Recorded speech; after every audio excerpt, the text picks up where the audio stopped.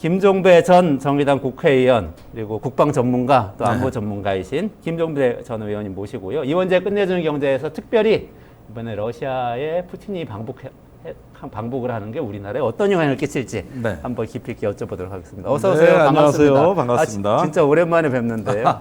네. 저는 뵌지 하여튼 10년이 된 것 같기도 하고. 그런가요? 굉장히 오래되었는데요. 저는 처음에 뵀을 때 김 의원님 정치 시작하기 전이었거든요. 근데 엄청 굉장히 인상이 오래됐네. 깊었는데요. 예. 뭐였냐면 그때 그래도 진보적인 어떤 입장을 갖고 계신 언론인이셨는데 우리나라에 민주적으로 강군을 만들어야 된다고 말씀하시고 그때만 해도 진보하면은 좀 군대는 줄이고 평화하는으로 가야 되는데 군대가 무슨 필요가 있냐 이런 정서가 많았는데 또 이 기술을 강조하시고 강군을 그러셔서 엄청 깊은 인상을 받았던 기억이 있어요. 이거 감사합니다.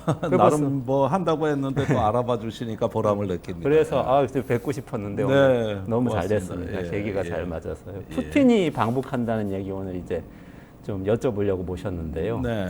그게 지금 이 상황이 보니까 방북 가능성을 대통령실에서 언급을 하고요. 지금 근데 러시아에서는 일정 안 잡았다는 얘기도 있는데 지금 상황이 정확히 어떻게 되는 겁니까? 글쎄 지난번에 그 블라디보스톡 북방에서 북러 정상회담도 막판까지 간에 만에 며칠 날간에 하다가 전격적으로 확 펼쳐지듯이 이번에도 같은 모양을 취하고 있는 거기 때문에 6월 중에 방문은 거의 확실시됩니다. 며칠 안 남은 거 같아요. 그러면 지금 벌써 14일인데요. 2주 안에 방북한다 이런 얘기네요. 그렇죠. 이미 평양은 환영 준비에 들어갔기 때문에 저거는 곧 온다는 얘기거든요. 환영 준비 뭘 하고 있습니까?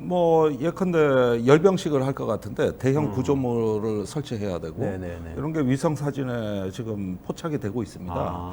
이것은 하나의 김일성 광장이라고 하죠.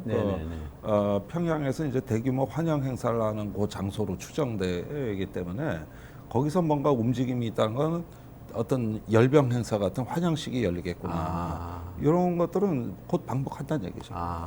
대대적으로 환영을 하려는 그런 준비를 하나 보죠. 뻑적지근하게 환영하는 거 하나는 북한이 끝내주죠. 10만, 20만 군중 동원은 보통이니까. 그런데 앞에 서고 그러면은 북한이 좋아지겠어요? 좀 잘해주네 이런 느낌 들 거 아니에요. 그러니까 2018년에 그 문재인 대통령이 평양 능라도 10만 군중 앞에서 이제 그 연설도 했는데 그 전날 그러니까 그날 새벽부터 관중들은 입장해 있었거든요. 그러면서 연습까지 한 거니까 그럴 때는 오히려 좀 흐뭇하기보다는 조금 안쓰럽고 또 좀 이질적이다 이런 느낌도 들죠.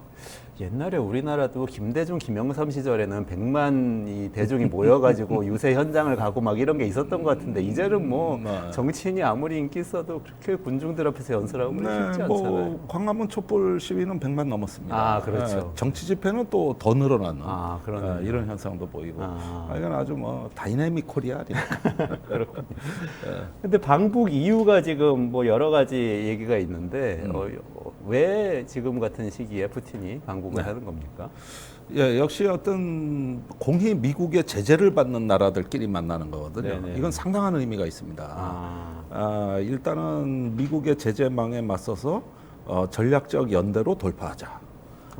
이런 취지이기 때문에 어떤 경제 협력이다, 군사 협력이라고 하는 것보다도 가장 중요한 거는 역시 앞으로 어떤 미국의 제재에도 공동 대응할 수 있는 양국의 전략적 관계를 일단 형성한다는 건데 이건 냉전 이후에는 없었던 현상이죠.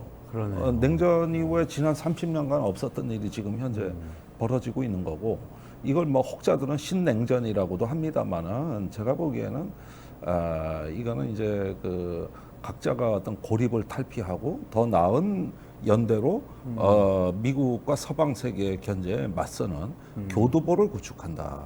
그런 점에서는 상당히 의미가 큽니다. 이건 동아시아의 판이 움직이는 상상이고 또 그 여파가 한미일 안보 협력에도 영향을 줄 수 있는 사안이고 미국이 가장 관심 있는 게 한반도 문제에서는 북러 협력이에요. 그래요? 북한이 삐라 보내고 오물풍선 보내고 별로 관심 없어요. 이겁니다. 근데 이전까지는 우리 이렇게 저 같은 이제 문외한이 보기에는 이전에는 미중 갈등이 이렇게 격화되면서는 북한이 중국하고 가까워지는 걸 굉장히 미국이 경계하고 또 북한은 중국을 통해서 여러 가지 자원을 그렇죠. 확보하려고 그랬던 것 같은 느낌인데 또 러시아가 갑자기 등장한 것 같은 느낌도 들어요. 예, 중국은 현재 우크라이나 전쟁에 중립을 유지하고 있습니다. 네. 일종의 회색지대죠. 또 북러의 밀착에도 환영하지 않습니다. 제가 중국의 주요 인사들, 뭐 정치계, 관계, 군에 있는 인사들한테 여러 번 반복적으로 질문했습니다만은 북러 군사 협력은 결연하게 반대한다는 입장이라는 거, 이런 것들을 확실히 견제하고 있는데, 그렇다고 해서 북러가 다방면에 협력하는 것을 또 반대하는 건 그건 또 아니고, 그건 아니고요. 예, 군사협력만 군사협력 이런 것들은 상당히 경계하고 경제협력도 경계합니다. 중국은 본래 러시아가 강국이 되는 걸 원하지는 않습니다. 과거 미소 경쟁 시절부터 지금에 이르기까지 러시아가 초강대국이 되는 것을 항상 경계해왔고, 또 그 영향력을 세력권을 확장하는 것도 네네. 마찬가지로 반대하거나 저항해왔거든요. 네. 그런 면에서 북러 협력이 어떤 너무나 밀착이 돼가지고 중국을 소외시키거나 배제시키는 형태까지 간다. 이거는 용납하기 어려운 상황이죠. 오히려 북한의 꽃놀이패라고 보여지는데, 중국에 붙어서는 우리 곧 러시아라고 협력한다는 거를 중국에 알려주면서 니들도 관심 가져. 그러면 혹시라도 더 많은 협력을 얻어낼 수 있고, 반대로 러시아에 가서는 중국이 우리가 만나는 걸 싫어해. 그러니까 러시아가 더 많은 어떤 개런티를 해주어서 조금 더 어떤 중국으로 하여금 몸을 달게 만든다든지, 이렇게 양쪽에서의 그 어떤 진동하는 두 강대국 사이에서 이런 줄타기 외교를 해왔거든요. 한국 전쟁도 그런 이유로 일어났던 거고. 그래서 이런 측면을 보면은 북한이 오히려 이걸 꽃놀이패로 활용하다가 최대 외교적 성과를 거뒀다.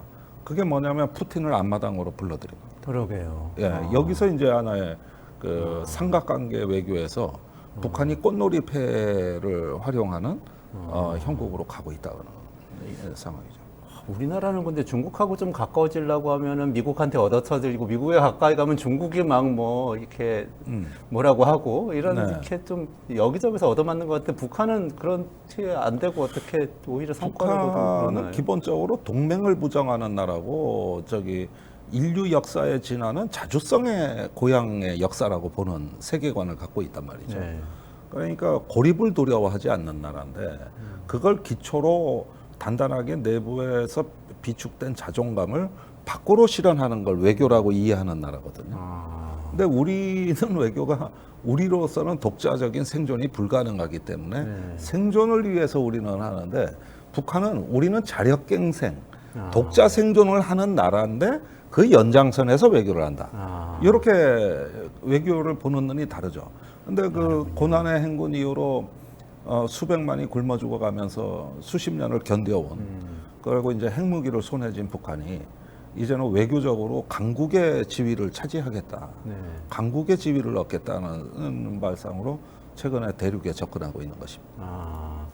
그럼 좀 구체적으로 보면 지금 형식적으로는 예. 김정은 위원장이 러시아 그 우주 발사 기지 방문했었잖아요, 네. 작년에. 그거에 대한 답방 형식인 거죠? 그렇습니다. 예, 그때 이미 푸틴의 어떤 그 답방을 초청을 한 상태고, 그때도 긍정적인 답변이 있었던 거고요. 이거는 이제 답방의 형식이다. 그러지만은 그냥 의례적인 방문이 아니고 상당히 양국 간의 관계를 바꾸는, 말하자면 전략적 연대라는 표현이 등장하고 있어요. 이런 표현을 보면은 상당히 양국 관계에 있어서 획기적인 전환점이라고 할 수 있겠습니다. 지금 구체적으로 좀 주고받을 게 뭐 얘기가 나오는 게 있나요? 예, 있죠. 이미 많은 걸 또 주고받고 있는데, 최근에 나진항에서 컨테이너 그 화물선이 굉장히 많이 발견되는데 대부분 러시아 국적입니다. 그래서 화물 교류가 상당하고, 그다음에 하산 두만강 근처에서 철도로 시베리아 쪽으로 이제 연결되는 철도에 상당량의 컨테이너가 오고 간 게 확인이 됐고, 그런데 그 내부에 뭐가 들어있느냐를 스캔을 해야 되는데 이 정보는 아직 안 나오고 있어요.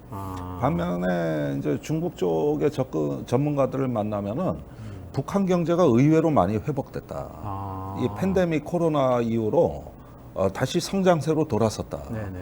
그런데 그 이유를 모르겠다. 어떻게 북한이 다시 그렇죠. 경제가 성장세로 돌아서는지 신기하다. 네. 이런 얘기를 많이 하는데 우리는 대부분 그 배후에는 러시아가 있다고 보는 것인데 일단은 뭐 에너지, 농업 협력 이런 다방면 협력도 중요하지만은 사실은 제일 그 외화벌이의 창구가 되는 건 북한의 노동력 수출입니다. 현재 유엔 안보리의 대북 제재 결의안에는 해외 북한이 파견한 노동자는 전원 철수시키게 돼 있거든요. 본국으로 돌려보내게 돼 있는데 네네.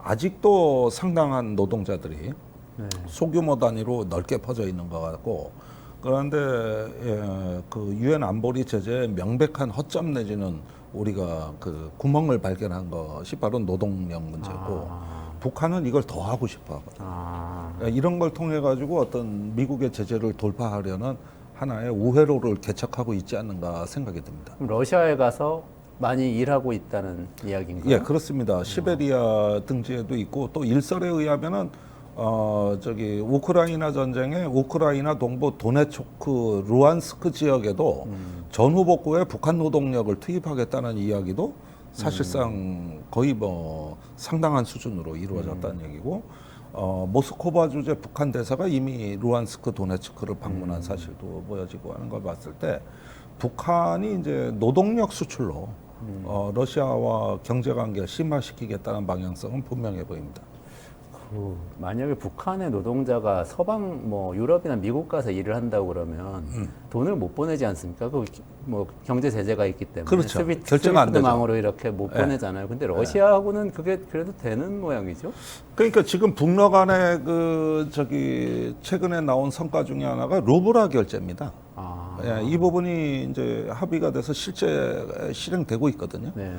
그러면은 사실은 여태까지 달러가 아닌 기축통화는 위안화였는데 네네네. 지금은 루블화하고도 일단은 저 결제 관계가 성립이 됐고요. 그 다음에 우리가 서방의 예측이 가장 빗나간 대목이 뭐냐면은 우크라이나 전쟁 이후로 루블화가 폭락되지 않았다는 거예요. 여전히 통화 가치를 굳건하게 유지하고 있다는 거거든요.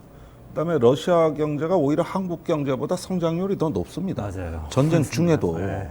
이런 걸 봤을 때 루블화 결제를 하고 그 루블화로 결제하는 걸 위안화로도 바로 그 저기 이렇게 환율을 계산해서 저기 삼국 간의 결제 시스템이 가동이 될 수 있다는 이런 부분들이 이제 가장 눈에 띄는 대목입니다. 과거에 냉전 시대 때는 북한에 러시아가 대규모 원조를 해줬는데 동서 냉전이 종식되고 나서는 러시아가 경화 결제를 요구했고 그나마도 수출을 많이 제한해 놓은 상태였고 국제 제재 유엔 안보리 결의가 추가될 때마다 점점 걸어 잠궈 놨는데 이게 지금 하나씩 풀리고 있는 과정이다. 그러면 이제 국제 제재는 소용이 없는 거예요. 유엔 안보리는 식물위원회가 되어버린 거죠. 그러네요. 그러니까 그게 북중러 사이에 특히 북한과 러시아 사이에 정치적인 뭐 어떤 협력이 이루어지는 것을 넘어서서 서로 뭐 같은 기축 통화를 쓰는 같은 경제권 같은 방향으로 지금 막 가고 있다 이런 그렇습니다. 이야기가 되네요. 요즘 평양에 모스크바에서 온 관광객이 엄청나게 많아졌어요. 그렇군요. 국경도 유연하게 개방돼 가고 있는 것이죠. 근데 그러면 러시아 입장에서는 북한의 노동자들이 이렇게 받아주고 그렇게 뭐 기축통화처럼 루블화를 쓸 수 있게 해주고 이렇게 해주는 게 북한이 그 무기를 우크라이나하고 전쟁을 무기를 많이 도와줘서 그런 건가요? 자, 그 부분이 가장 논쟁이 되고 지금 여러 의견이 엇갈리는 대목인데 전략적 관계가 이렇게 그 형성되고 있다는 것까지는 대부분 인정을 해요. 그런데 실제로 무기, 군사기술 분야, 특히 첨단기술 분야도 그런 것이냐. 일설에 의하면은 북한의 그 152mm 포탄이 대량으로 우크라이나 전쟁에 투입이 됐다. 근데 사실은 그 포탄이 사용됐다는 증거는 아직은 없어요. 반면에 북한의 그 재래식 미사일 중에 이스칸데르라고 하는 KN-23으로 명명된 미사일이 있습니다. 이거는 사용이 거의 뭐 확실해 보입니다. 그래서 북한의 재래식 포탄이 이제 오래 노후화되고 하다 보니까 성능에 좀 문제가 있어가지고 아직 실전 투입에서는 다량의 투입이 이루어지지 않았고 반면에 미사일은 좀 쓸만한 걸로 돼 있는데 여기서 우리가 그래서 별게 없지 않느냐 이렇게 생각할 수도 있지만 그렇지가 않습니다.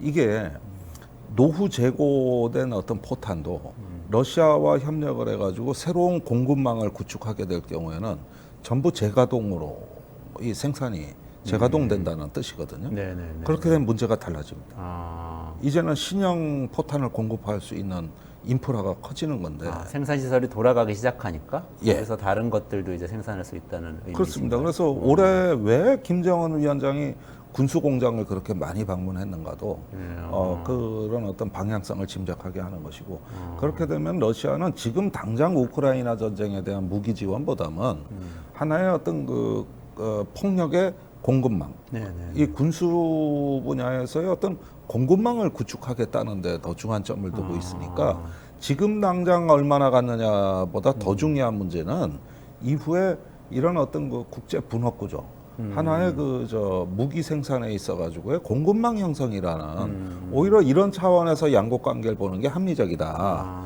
그리고 북한이 가장 원하는 건 우선 위성 기술, 로켓 기술. 이런데 지금 북한의 로켓이 전부 원천 기술이 러시아거든요. 그래가지고 위성 발사에 도움을 청한 것 같습니다. 근데 이 부분이 또 역설인 게 뭐냐 하면은 우리 나로호 누리호 발사를 누가 해줬냐? 미국의 그 스페이스X에서 하지 않았었나요? 그거는 러시아 기술이었나요? 그게? 러시아가 해주다가 안 해주니까 할 수 없이 미국으로 간 거죠.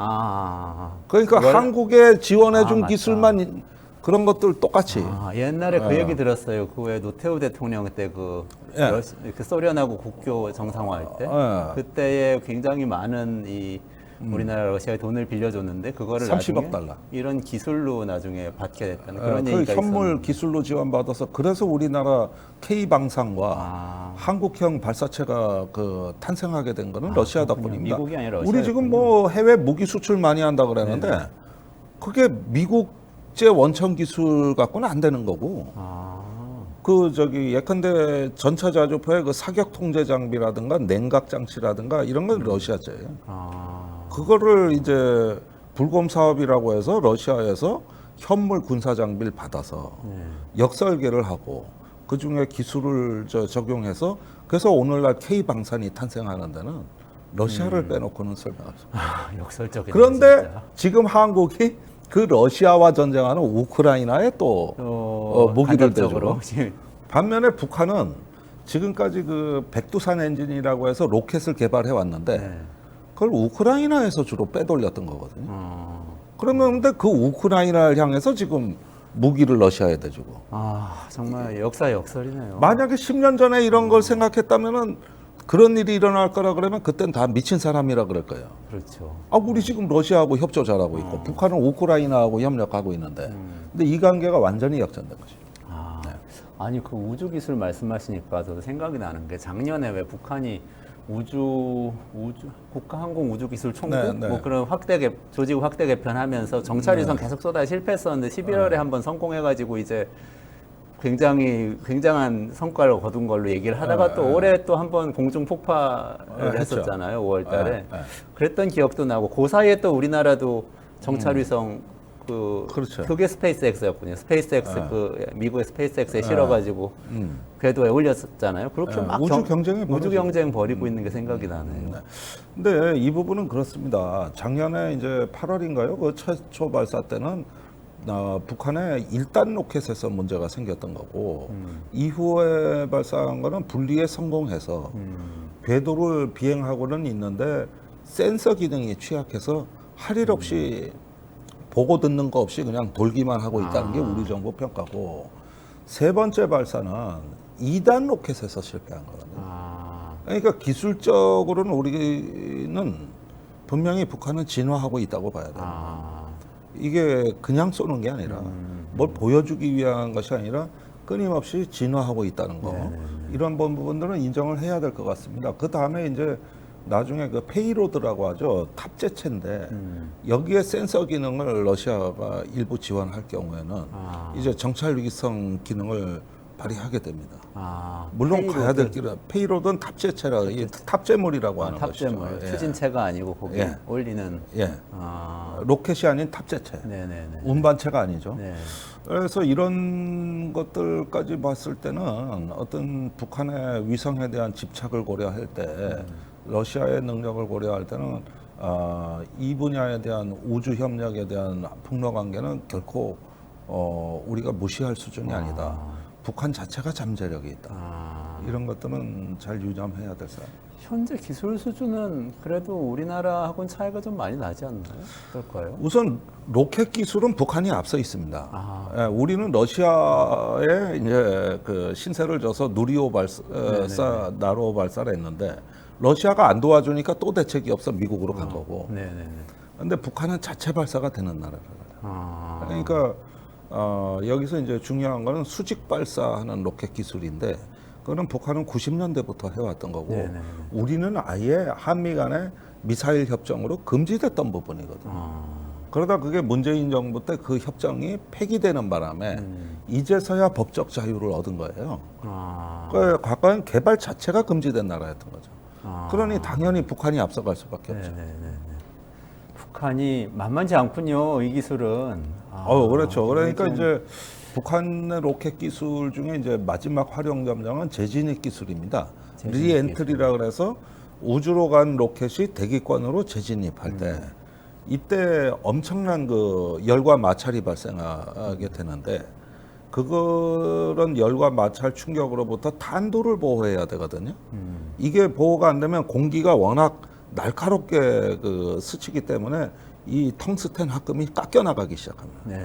그러다가 기형적으로 깎여 나가면은 이게 이제 궤도를 이탈해가지고 엉뚱한 데 떨어지거나 아니면 파손되거든. 이거를 보호하는 게 재진입 기술입니다. 그걸 상마 기술이라고 하는 건데 이런 부분은 주로 지상의 풍동 시험을 통해 구현하는 기술입니다. 우주로 날려보내기 전에 지상에 바람을 강하게 통과시키는 풍동 시험을 해보고 그걸 통해서 그 데이터를 확보하는 건데 이건 러시아 기술자 5명만 지원해주면 해결 가능합니다. 지금까지 북한 로켓은 지상 시험을 해본 적이 없어요. 한 번도 없거든요. 그래서 그게 불안정했는데 러시아는 이런 문제를 해결할 능력을 갖고 있고 별로 대단한 기술도 아니에요. 그래요? 그러면은 북한 입장에서는 분명히 얻을 게 또 있네요.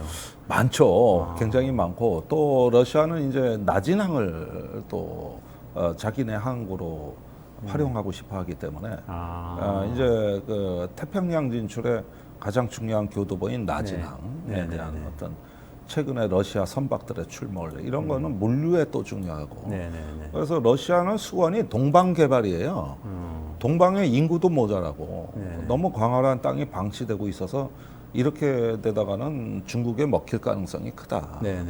그래가지고 그 연일 푸틴은 동방의 그 경제 개발을 추진해 왔는데 그걸 한국하고 하고 싶어 했거든요. 맞아요. 근데 지금 상황이 나빠져 안 돼요. 그래서 우리 문재인 정부 때도 북방경제위원회라는 걸 만든 게 바로 유라시아 이니셔티브 일종의 어떤 러시아하고 협조해서 그 동방 개발과 관계되어 있는데 지금 그건 말도 못 꺼내고 오히려 북한이 거기에 관심이 있는 이런 형국으로 이 상황이 바뀐 거죠. 그렇게 분위기가 바뀐 거군요. 아니, 우주기술 말씀하시니까 제가 퍼뜩 생각이 나는 게 옛날에 왜 저는 경제 경영을 주로 이게 연구를 하다 보니까 어깨너머로 이렇게 듣는 이야기들이 있는데 예를 들면 독일이 자동차가 발달한 게 2차 세계대전 때 전차를 그렇게 만들어냈기 때문에 그게 결국엔 전 세계 최고의 자동차 기업을 만들어내고 또 미국이 이렇게 요즘 뭐 인터넷 구글 뭐 애플 이런 거 나온 게 결국에는 다르판이 뭐냐는 미국의 국방부 돈으로 다 만든 기술이 이렇게 지금 빅테크 만들었다 이런 얘기가 있는데 그렇게 생각해 보면은 이렇게 우주 기술이 이게 군사 기술 같지만 ICBM 발사하고 이런 기술 같지만 그게 아니고 어떻게 보면 경제를 살리기 위한 어떤 승부수 이런 걸 수도 있지 않을까 이런 생각이 퍼뜩 드는데요. 그러니까 뭐 지금은 이제 위성 와이파이 스타링크 위성 체계가 이미 그 성능을 입증한 단계고. 그렇죠. 일론 머스크의 스타링크 체제가. 그런데 지금 전 세계 인터넷을 한 번도 안 써본 인구가 50%가 넘고. 뭐 인도가 IT가 발전했다 그러지만은 인터넷 사용 경험이 남자가 67%인데 여성이 17%밖에 안 돼요. 그러면 경제는 주로 여성이 하지 무슨 그러네요. 이게 어떻게 디지털 경제입니까? 쇼핑은 어떻게 하고 이게 다 중동 아프리카는 또 어떠냐면은 이 아직까지 사각지대가 많아요. 왜 그러냐면은 인프라가 없기 때문에. 그런데 스타링크 위성 체계가 이제 위성 와이파이를 제공하면 네. 지상 기지국이 필요가 없어집니다. 그렇죠. 네. 그러면은 우크라이나 전쟁에 써보니까 잘 터지거든요. 네.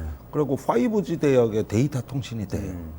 그런 것들로 봤을 때는 이 위성 체계가 앞으로 전 세계의 그 디지털 식민지를 확장해 나가는데 엄청난 교두보가 되겠죠. 그럴 수 있죠. 그래서 당장 전 세계 그 디지털 그 경제를 확장함으로써 10년 이내에 세계 GDP를 한 2조 달러 정도 높이겠다는 게 미중 경쟁의 지금 핵심 사안이 돼 있습니다. 네네네. 그거를 이제 미국이 하니까 중국은 지금까지 기지국을 져줬는데 미국은 위성으로 한다는 거예요. 예, 이런 게 우크라이나 전쟁에서 폭발해버린 거예요. 거기서 여태까지는 하나의 가설에 불과했던 기술들이 전쟁을 테스트 베드로 해서 그 실제 효용 가능성을 입증하는 단계로 이 전쟁이 활용된 거죠. 그렇게 보니까 거기에 우버 택시, 또 일론 머스크의 스타링크, 또 마이크로소프트, 또 안면 인식 업체 이런 업체들이 실리콘밸리가 다 거기 가서 기술을 그러니까 테스트 베드로 전쟁을 활용한 것이죠. 이 이후에 나올 기술 혁명은 공교롭게도 전쟁이 큰 기여를 한 것이 되는 거예요. 그러네요. 네. 그 일론 머스크도 사실 그거 허황된 기술이라고 다 생각했고 위성을 그렇게 다 뭐 비웃었죠. 5천 개 만 개를 민간 기업이 위성을 올려가지고 뭘 하냐고 그랬는데. 예, 경제성이 없다 그랬고. 그러니까요. 그래가지고 그게 그때 당시에 우크라이나 전쟁 전에는 위성 와이파이 단말기가 개당 가격이 70만 원 정도 되고 한 달 사용료가 제일 싼 거, 그 시간이 제한된 걸 써도 월 사용료가 10만 원이 넘었고 통신 품질이 떨어졌었습니다. 근데 지금 가격이 계속 다운되고 있고 통화 제한이 계속 없어지고 있거든요. 그래가지고 우크라이나는 스타링크 위성 체계 없으면 국가 붕괴입니다. 그러니까 이게 전 세계로 확산된다고 생각하면은 이건 혁명이죠. 굉장한 거네요. 예. 이제는 아날로그 세계가 디지털 세계로 바뀌는 아프리카, 중동에서 변화가 예상이 되는 거죠. 근데 그런 사정 때문에 러시아에서 그때 EMP였나요? 우주에서 핵기술 사용해가지고 왜 그 스타링크 무력화시켜 버리겠다 뭐 그런 얘기도 하고. 그거는 로코스라고 러시아 우주국에서 스타링크 위성에 대한 전자적 공격을 실행했습니다. 네네네. 이게 이제 그 강력한 전자파라든가 해킹을 통해 가지고 무력화하는 기술인데 일론 머스크가 전부 복구했습니다. 그러니까 죽이면 살아나고 죽이면 살아나고. 그러니까 이 스타링크 위성과 지상 단말기가 있는데 거기에 알고리즘의 코드를 계속 수정하는 방식으로 피해갔거든요. 네네네. 이런 기술은 펜타곤에도 없거든. 그렇죠. 그러니까 미국의 그 펜타곤이 거기에 완전히 매료돼 가지고 일론 머스크의 그 방어 기술을 펜타곤이 브리핑하면서 너무나 눈이 부신 그 속도에 눈을 떼지 못했다. 미군이 이런 작전을 하려면은 6개월에서 1년을 준비해야 되는데 일론 머스크는 사흘 안에 끝내버렸다. 이렇게 돼가지고 이번 전쟁의 문명사적인 의미가 나온 거예요. 실리콘밸리가 군산복 합체를 완전히 압도해버려요. 그러네요. 이제는 주도권이 전쟁에서도 군산복 합체에서 실리콘밸리로 확 중심이 이동해버린 것이죠. 지금 스타링크 한 500개 위성 떠 있는데도 그러는데 앞으로 10,000개, 20,000개 지금 계속 발사해서 지금은 1000단위가 넘었고, 그러면은 막 2,500개, 5,000개까지 가고 있고, 훨씬 더 주도권을 갖게 지금 되겠네요. 그 단가도 계속 떨어지고 있고, 그러니까 경제성을 확보해야 되니까 불과 3년 전에 그 프로그램을 그렇게 비웃던 사람들이 일제히 입을 다물고 있죠. 스페이스X 주식 갖고 있는 분들도 계세요. 우리나라에 소수지만 그분들은 활짝 이제 피었는데 만약에 그럼 조금 상상력을 발휘를 해보자면 지금처럼 이렇게 북러 간에 기술 교류가 잘 되고 북한이 우주 기술을 상당 부분 확보해서 실제로 인공위성 쏘아 올려서 궤도에 장착시켜서 운영할 수 있는 정도까지 될 수가 있는 건가요? 다소 시간은 꽤 소요될 걸로 보입니다. 당장 걱정하실 일은 아니라고 봅니다만은 계속 진화하고 북한이 포기하지 않는다면 무슨 문제가 생기냐 하면은 북한이 갖고 있는 다량의 미사일의 효용성이 높아지는 겁니다. 문제는 표적을 확보하는 거거든요. 네. 북한이 그 능력을 갖게 되는 거고 이건 한국군에게도 아주 수건이었거든요. 표적 확보라는 게 어떤 의미인 거죠? 미사일이 있다 하더라도 네. 어떤 하나의 표적을 제압하려면 정확한 위치를 모르거나 아니면 정확도가 부족할 경우에는 다량의 미사일을 쏴야 성공 확률이 높은데 정찰 위성으로 이제 보고 듣게 되면 그러면은 소량의 미사일로도 찾아내서 타격이 가능한 것이죠.